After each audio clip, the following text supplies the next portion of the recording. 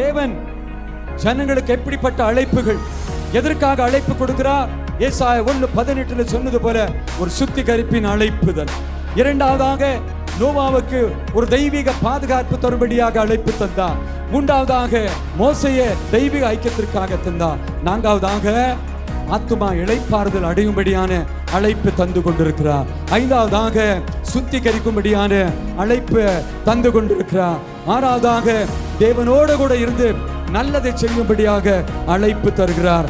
கடைசியாக தேவனுடைய ஆலயத்தில் இருந்து அவரை தொழுது கொள்ளும்படியான அழைப்பு தந்து, தேவனுக்கு பிரிவில்லாத கூட்டங்களில் இல்லாமல் தேவ கூட்டம், செம்மையானுடைய சங்கம், பரிசுத்தமானுடைய கூட்டத்தில் இருக்க கர்த்தர் உங்களை அழைத்து வருகிறார். கையை தட்டி எல்லா நாமத்தை மகிமைப்படுத்துவோம்.